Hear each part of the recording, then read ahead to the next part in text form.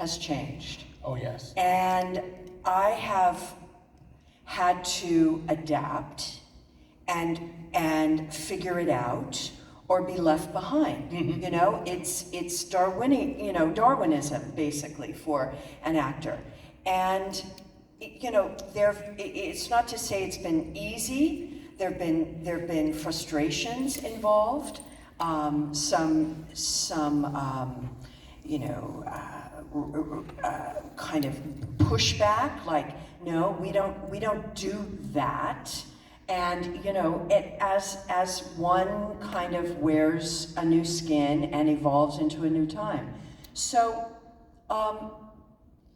right now, the pandemic has created a lot of different avenues and things that I was certainly unaware of. Before the pandemic, there was a lot of different change going on, certainly in the way, obviously, we view our content, whether it's streaming, YouTube, TikTok, which is a whole other, you know, Yes. that's not my, you know, and I say that, you know, as soon as I say that's not my thing, I'm going to do a TikTok probably tomorrow. You know, it's like that's how this rolls, you know, and it's just rapidly changing, you know, certainly for my generation. And for instance, so I never knew what Zoom was. I don't know if anybody knew what Zoom was. I mean, you probably did, but Vaguely before the pandemic. But I'm suddenly not only taking my writing class on Zoom. I am doing play readings on Zoom, and I've done a 6-part series, a comedy space soap opera on Zoom. Wow. That will be available, cheap plug, I know. No, that's Vimeo, excellent. on Vimeo soon. The entire 6-part. It's part of the Ensemble Studio Theater that I am a part of, and also Gates McFadden is a part of it. Many incredible actors, but it came out of our playwrights lab during the pandemic, and it's called In Search of a Pig. And all of us actors filmed remotely with a green screen kit on Zoom using OBS Ninja for sound, all individually and edited to look like we're all in the same room on the same set. That's tremendous. Oh, cool. That's absolutely Okay, tremendous. you can't imagine the look on my face when I was delivered a green screen kit. So I've had to learn how to become the grip, the gaffer, Yep. the cinematographer, the actor, the you know, all of the tech support, everything all at once. And you know, if you panic, you won't get it. So you just gotta breathe, and you know, someone will walk you through it, and you get it. Theater has a tendency to be more organic, at least in its function. There's less of a barrier between us and the audience when you're dealing with theater, and I find it amusing and telling that you're describing actors suddenly becoming the entire support structure to you know what is still a digital medium. So you're melding the conceptual, you know, function of how theater, because in theater oftentimes we play more than one role. You know, if you're in theater for any length of time, you're running lights and hanging gels and, you know, putting tape on the floor, and then you're on stage for 20 minutes and you're doing all of your activities to get people to the stage, and then you might have to jump into a costume and be on stage yourself. Right, absolutely. So it's very much left brain, right brain, you know, kind of blending together, and it's challenging, but it's also invigorating and exciting, and you know, you're finding all kinds of new things to play with. With with this new world that we're entering in, does it change your perspective of how you got into the business as a whole? You know, looking at where we're at now, not just because of the pandemic, but because of the technology that we're using even today because as you said, you've done this whole 6-part series on Zoom, but even before the pandemic, we had, you know, teenagers with cell phones making cinema quality films. So, you know, looking back at your career, you know, going all the way back to the beginning, you know, would you have ever imagined that being, you know, that shift happening? Wow. Well, back in the silent era when I started, you know, we couldn't sync up sound with action. It is extraordinary how quickly things are changing and adapting, and you know, I think you just have to sort of embrace it all and play with it and be open to it and learn to, you know, there's always a certain modification from the stage to television, from television to film, you know, so you're always making subtle technical sort of twerks, you know, but the core of your experience as an actor doesn't change. You know, you're still creating a character or doing the kind of, you know, work as an actor that you know how to do, creating and defining a character and analyzing a story and a script. It just, the medium changes, you know? So it's like if you're a painter, you're gonna paint in, you know, watercolor or charcoal or, you know, tempera or what, you know, you're gonna mess around, but you're still that artist. What started you on this journey? Wow. Well, it's such a mosaic of things because I grew up. My mother worked in at the studios. She was a bookkeeper for production companies like Aaron Spelling and Danny Thomas and John Wayne. And she worked at Paramount Studios. She worked at other big. She worked at CBS, and she worked for the Carol Burnett show when I was in school. And so I grew up around the business. My grandfather was Bing Crosby, but he was this sort of person in the background. I had no relationship with him, but it was, you know, it was part of my consciousness. It was part of my world. So part of me was, I loved it, I knew it, it was like a language I could speak, but also as a rebellious youngster who wanted to be an individual, I rebelled against going into that business. So, but journalism was really my passion in writing. So I started as, with my school newspaper. I never was into the drama in high school or anything, but I did sing in a Christian coffee house singing group. Nice. With Rita Wilson, oh, who was wow. married to Tom Hanks. She and I were best buds in junior high school, and we sang in a group called The Way Home. Oh. And we would, it was run by a bunch of, you know, ex-heroin addict hippies who had become born again. And they were, so it was a very groovy vibe, and it kept us out of trouble. And we sang in coffee houses. And then, so I had some stage sort of knowledge of being on stage. So then I went to school, I went to college for a semester and took, I was heading into journalism, and I had to take a speech class for part of my journalism class degree. And it was suggested that I try out for the school play, the fall school play. And I went, well, why would I do that? You know, they said, well, you can get some really good extra credit. and you know, it'll just bump everything up, and you won't have to do it a lot, and you know, it'll be fine. And so I tried out for this thing and got the role. And now I'm in Cabrillo College up in Santa Cruz.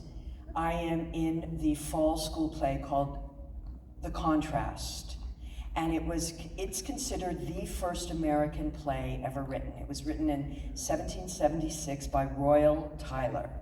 And I'm starring in this corset-wearing, powder wig, bad play. I'm going, wow, okay, I'm doing it, and I sort of got through it and left school, and a couple years later found my way back from a suggestion. I'd done a little modeling, and a very big casting director asked if I would come in and read for a movie of the week. They used to do movies of the week. And it was called The Diary of a Teenage Hitchhiker. And I came in and looked at the script, and I didn't get the role, but she said, I'm gonna point you in the right direction. You have talent. And it sort of started from there. I fortunately landed with some amazing drama teachers in LA that inspired me and sort of got me on this path. So you had this mythology of your grandfather, you know, this whole epic shadow here, and you said it wasn't a connection to you.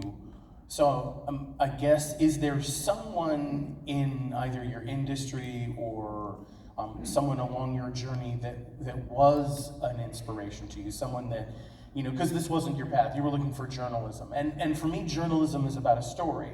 So I don't think journalism is too far away from theater and from entertainment, especially movies, which are usually trying to tell, you know, a huge, complex, compelling story in a very short period of time. But is there someone that, as that journey began, or even now, that you saw and they inspired you to either, you know, make that course correction or you know, find another part of who you were to tell another story? Well, I think, you know, I landed in a workshop one summer. I must have been about 21, 22, a little funky little playhouse in North Hollywood, and a gentleman named Michael Fuller. He was a USC acting drama teacher. He was doing a summer workshop, and he just kind of blew my mind apart about what acting could be and how I could reach these parts of me that were dormant, and that I could express things that I had been obviously wanting to express in a way that was safe and contained and within the expression of the theater. And from Michael, I landed into another class called, the gentleman was, teacher was Milton Katselis, and I ended up in that class for 10 years. And out of that class was Michelle Pfeiffer and George Clooney and William Forsythe and Bryan Cranston and Kyle Chandler, and, you know, a bazillion different actors that are been on shows and careers and movie stars and Broadway stars, and it was a hub of just, you know, it's one of those artistic hubs that you read about, like what was Paris in the 20s with the painters, or what was New York in the 50s, or what was, you know, Dorothy Parker. Yeah, right, the Yep. Round Table. Yes. And, you know, you just stumbled into this thing that was happening in the moment of its time, and that would be, that's when that's the family that wasn't of this Hollywood part, you know. they were the ones that were the real, sustenance that I was looking for, not this kind of just faux relationship to a famous person that really doesn't mean anything except that. Yeah. Yeah, it's interesting how many actors are second or third generation to the community and the culture, and yet they have absolutely no connection to them simply because of how that culture works. They were just disconnected from them, and there's only a cursory connection by name. Is there a part or a role that you have done that, knowing now about you and the world and everything, you would have done differently? Wow. God, where are you getting this stuff? Robot right back. That is really interesting in that I've had one experience where, and it's very rare for an actor. I mean, this isn't hypothetical, what you're saying, but I actually did a part, took a break, and came back to the play. Wow. Because it was still running. It was such a huge success. That's awesome. And so what happens often when you're acting is you're in it, you're doing the run of the play, or you're in the show and you're doing the show, and then it ends, and you go home and you're driving around for like a month going, why didn't I do that? Why did I do? It's like you understand the role when you're not doing, when it's over. It's like then you get it. Yeah. Okay? So I'd done this amazing part. There was a play that opened in Los Angeles called Tamara, and it was based on the Polish painter, a real life painter named Tamara de Lempicka. And if you can ever look, you should look at her painting, because she was a phenomenal painter in the 20s. And she was a painter of really of society at that point. And she was extraordinarily beautiful. And she was invited to paint Gabriele D'Annunzio's portrait, who was the general of Italy before Mussolini had him put under house arrest during the war. And so, but D'Annunzio was still Italy's heart and soul, and they weren't, so Mussolini knew he couldn't have him killed, but he was such a threat. So he gave him a villa, and he was under house arrest, but he was allowed to have visitors and people live with him. And so he summons Tamara de Lempicka to paint his portrait. And he falls madly in love with her. And the play is about this weekend at his villa. And the play, what makes the play especially unique is you follow the actors room to room as they do the play. It's Wow. not a stage. So you're invited into a villa, which was staged, this old Legionnaires building in Hollywood, a Wow. beautiful beautiful old 20s villa Nice. by the Hollywood Bowl. And as soon as you walk in, you're given a passport. Ooh. And a guard stamps your passport, and you're brought in, and you're divided into groups, and you're set off in 3 different directions in your initial group, following this particular actor. Wow. And the play was such a huge hit. It ran for 11 years in LA.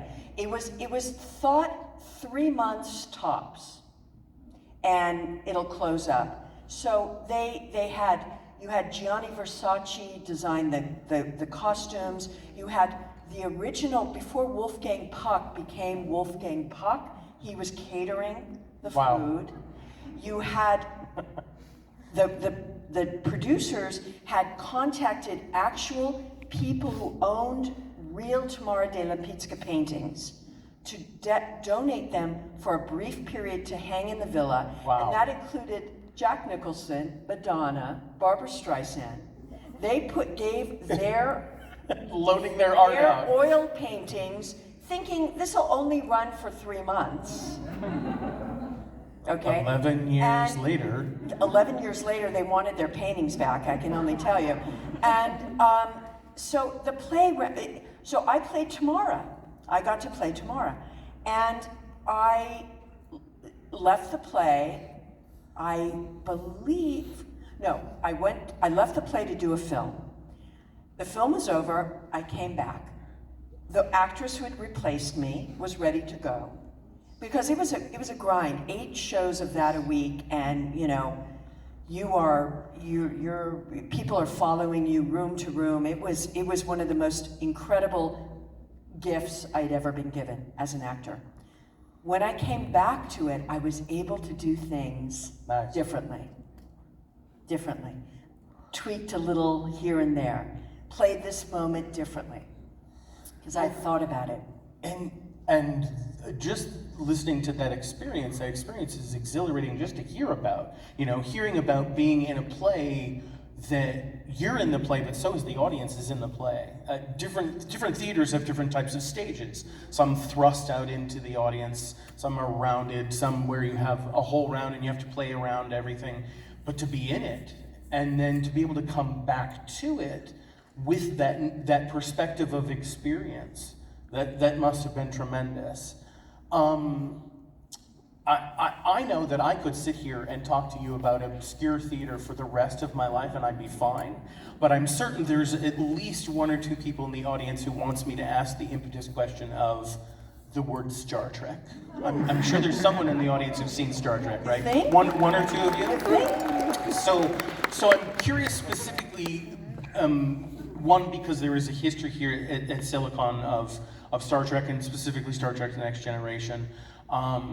And then the place that show and that world has within our pantheon of science. We've talked to our NASA presenters about their experiences as children interfacing with Forbidden Planet and then Star Wars and Star Trek, and how that's inspired them to be, you know, better scientists, better astronauts for all things. But for us as you know, people and presenters and players, you know, again, it's that story again. It's the story that we learn. So what I'm sure most of us want to know is, how did that story begin for you? Like, how did you land? Because at the time, Star Trek was in an odd sort of gray area where there were films and there had been the TV show, but it was sort of on a precipice of change. And you came in at that precipice, which was just absolutely stunning. So I'm curious how that all began for you. Wow, I think at that time, it was at a real lull, you know, in terms of anything really, you know, sort of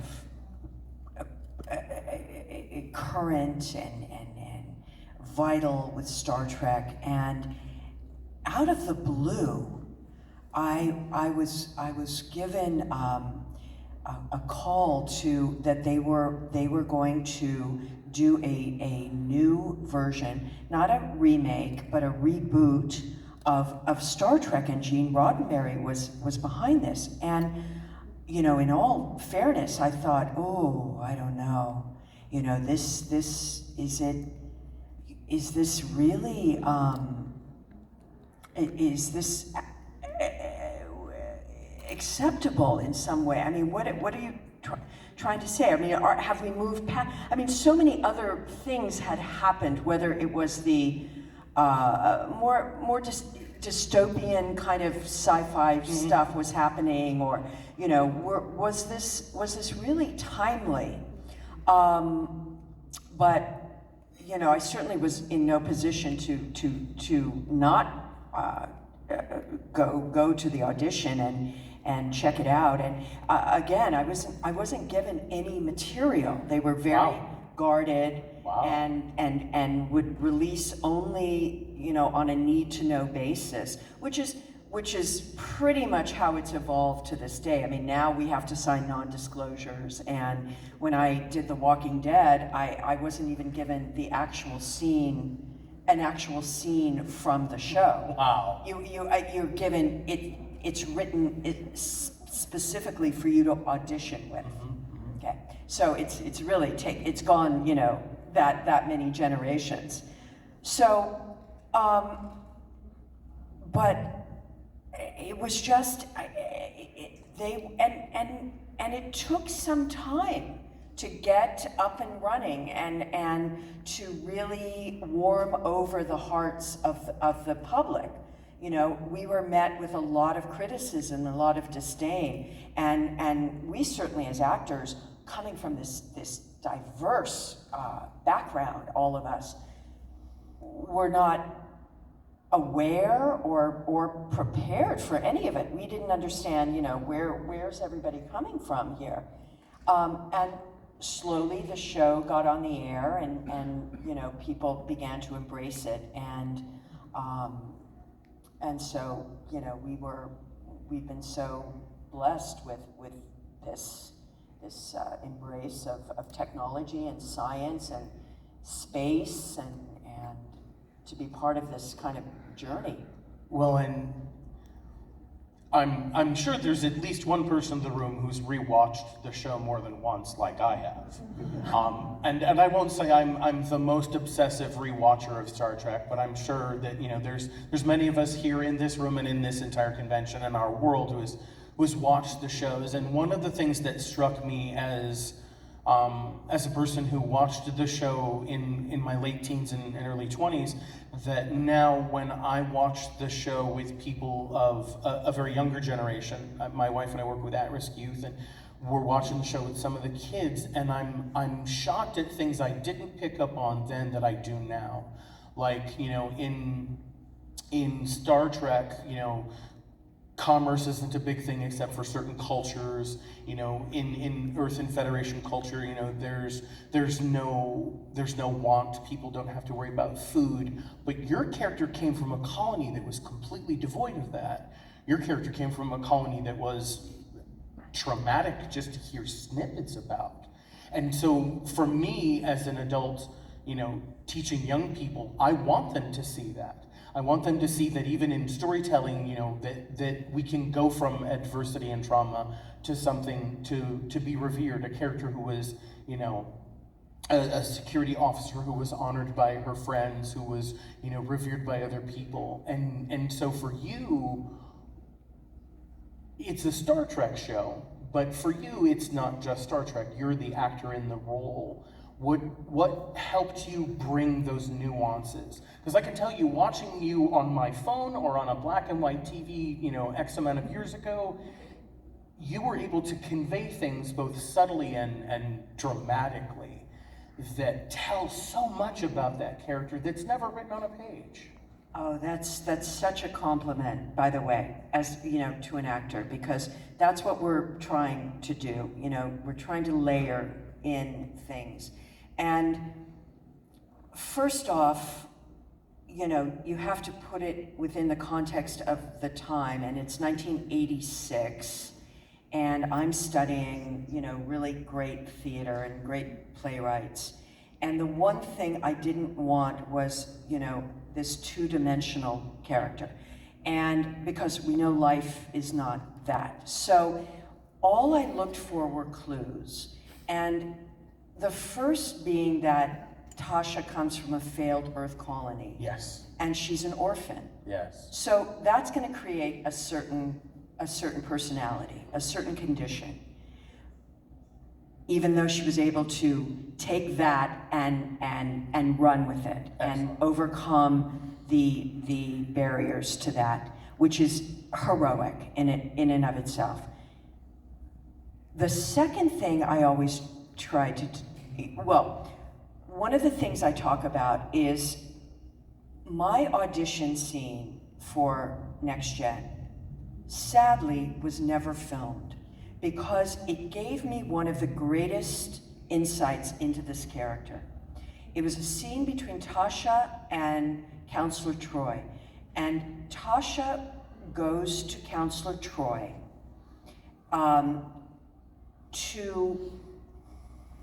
to talk about her feelings of insecurity, of being on this Enterprise D as the chief of security and not actually feeling that she's up to it. That this is such an extraordinary ship and crew, and Captain Picard is beyond anything that I think that I'm entitled to. And Counselor Troy is going, Tasha, wait a minute. No one handed you this. You earned this. You worked for this. You are absolutely credible and entitled and justly so. And she said, but I don't know if I'm just feeling that I'm way in over my head. And Troy kind of talks her down off the cliff and basically says, no, you got this. You've got to take a, why don't you go to the holodeck and, have a party, when was the last time you had some fun and blah, and relax. Loosen up a little bit, girl. You got this. And it was this beautiful scene of Tasha's questioning herself, her little bit of her insecurity coming out, which I like that about her, that she's not just this perfect cookie cutter, knows all the answers all the time and gets it always right. That's what I was always trying to avoid. Well, and you did a stupendous job of navigating being a character, and I don't want to get into any tropes or taboos, but at the time it was uncommon to see a woman in that type of role, head of security. They even did an episode 2 or 3 episodes into the series where they discussed an entire culture that was flabbergasted at the idea of a woman being in such a powerful position and being of one of such authority and again honor.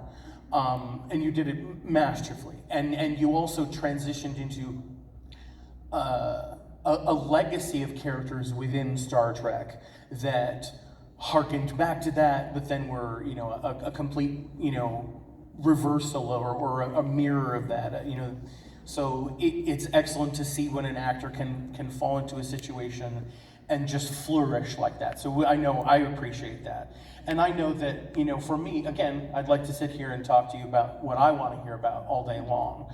But I'm sure there's people in the audience who'd like to ask some questions. So we do have microphones here and here. So if you want to start to gear up and get into position, we'll get to you in just a moment. I just did on the apocalypse.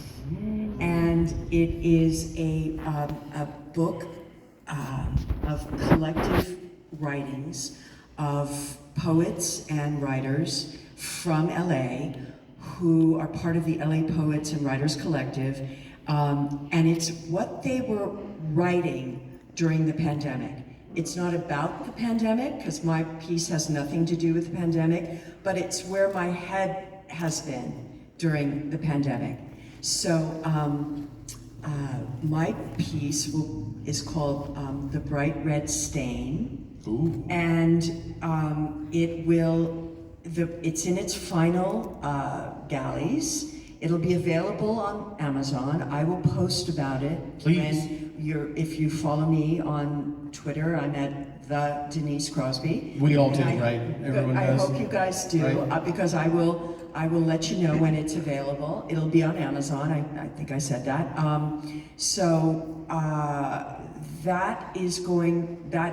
That's mind-blowing to me that I have an actual piece as part of this anthology. I have some ideas of things I want to do, to write about. I've always had this fantasy about travel writing. I love traveling, I love writing, and I just want to go and visit places with my kind of warped sense of perspective and write about it. And you'll know more about after you read my piece when I'm telling you about my, point of view. Oh, pardon the joke, but we can boldly go where you've never gone before and read all about it. So that'd be fabulous. Exactly. So lots to do still. Let's start over here with this young man who's been recording us. What's your name and what's your question? Hi, my name is Tin. And first I wanted to say that there have been so many episodes and just scenes in The Next Generation that have made me super emotional and they're super memorable. I was just wondering, what's your fondest memory of working on the show? Oh, what a sweetheart. Thank you so much for that. It's very kind. Wow, there's so many good memories. I certainly, loved doing the episode of yesterday's Enterprise. It was just one of my favorites. It was just an incredible surprise. I didn't see that coming, and I delighted in the writing and just loved doing it. Certainly, I laugh so much when I think of the naked now, and I just to see Brent Spiner's face was $1 million. I mean, I just there was no acting needed in that scene. It was just I mean, it was hysterical. And, doing The Skin of Evil, that whole holographic soliloquy I had to do was pretty powerful for me in that sequence. So, and we just delighted in moments all the time, little moments. That's wonderful, thank you. Thank you. Excellent. Your name and question? My name is Alejandro, and I would like to ask you about Pet Sematary. What was it like working with the actor who played Gage, specifically in the scene where, well, spoiler alert, he kills you? Wow. First of all, Nico Hughes, who played Gage, was 3 years old, and he was extraordinary. We all nurtured him and were very careful with the handling of him. Traditionally, I don't know if you know, but when you work with children in a movie, you usually work with twins, as Ellie, who played our daughter, was a twin, for various reasons. Obviously for the workload and hours, that they're asked to shoot. He was such an extraordinary kid that the director decided to just take the risk and the burden of working with him as a singular actor. So he was just incredible, and it was a very risky film to make, and a very risky book for Stephen King to write. And as a matter of fact, when Stephen wrote Pet Sematary, he put it in a drawer for a number of years because he felt he'd probably gone too far, that he was dealing with this issue of matricide, that you don't often read about children, killing their own mother. It's been very taboo, and rightfully so. I mean, how much do we need to read about that? But he was encouraged by his wife, Tabitha, to pull the book out of a drawer when he owed a second book to his publishers and had nothing, and turned it in, and they ended up, publishing it. But we always felt that we were doing, we were risking some stuff here by showing this. And I wasn't a mother yet when I made Pet Sematary. About, 7 years later, I became a mother. And it, you were asking, to go back to your question, would I play a part differently? Yeah. That's an interesting angle, because I wonder, having had a child now, what my take on playing Rachel Creed might be. I'm sure it would be different. But it was a powerful piece to do, and my hat's off to Miko that he was first of all not damaged. That was my biggest concern. Yeah, I'm sure. My biggest concern. We're talking about Stephen King here. Yeah, and a 3-year-old, but he is a thriving young man, and I'm going to see him next month. Awesome. Yeah. Aww. Alrighty. Well, thank you for your question. Sir, over here, what's your name and question? Okay, my name is Stephen. My question is it's a two-parter.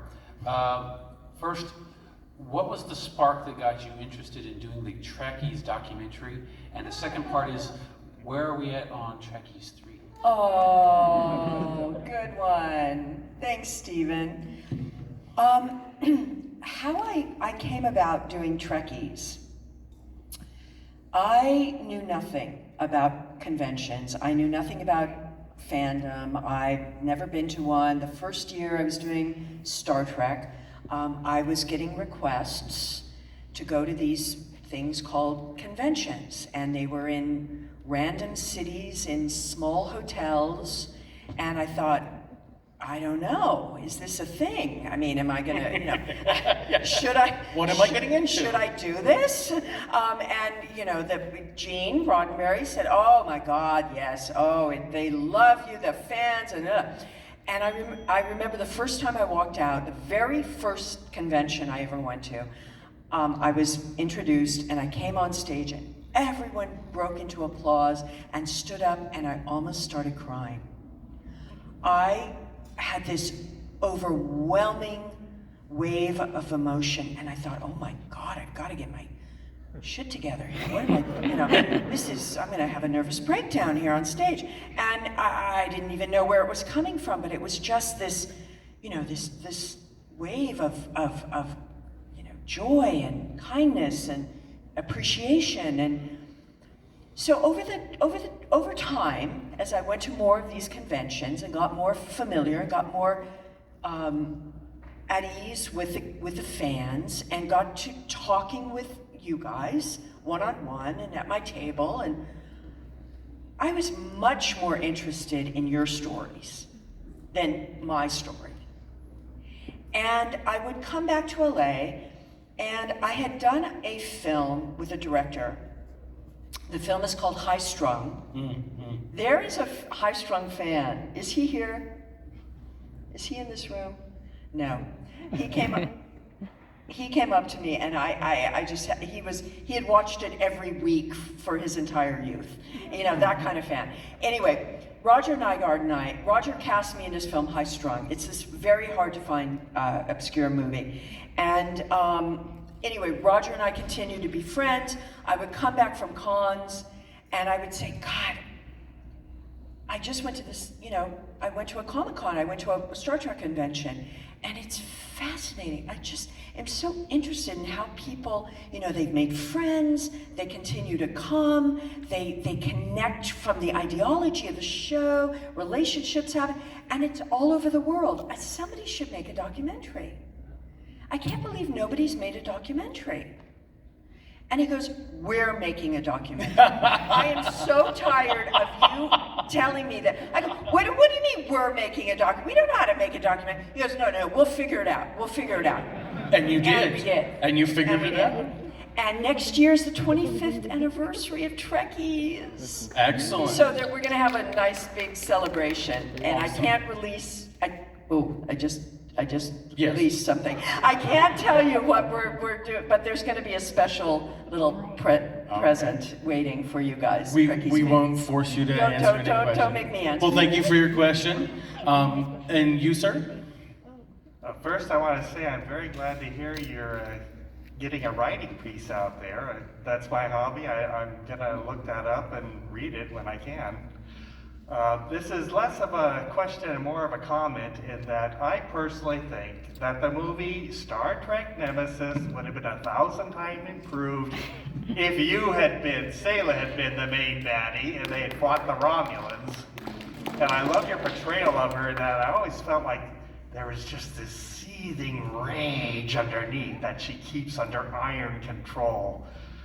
Like I said, less of a comment, but more of a question, saying I loved your performance as that character. Thank you so much. Thank you, sir. And just so you know, I did approach the producers when I heard about Nemesis and said, let's, I hear you're doing this, I'd love to be part of it. The fans are talking about it, and I think it'd be great. And they made some, BS. I was just going to say BS. Yeah. It was BS, it was. Who knew? Thank you, sir. Most appreciative. Thank you. Oh, they're starting fresh. That's what they're doing. Yes. And we're going to have time for one more question over here. Ma'am, do you have a question? What's your name and question? That's Evelyn. Hello, Evelyn. I'm Evelyn, and my question is, what inspired you to be an actor? Wow. Well, I believe I always loved watching movies as a young girl. I would go to children's theater. I spent a lot of Saturday afternoons at the movies. And once I had a little bit of a taste of it, when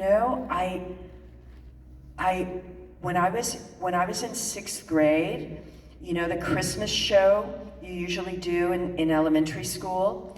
Well, I got to narrate 'Twas the Night Before Christmas. I had to memorize it.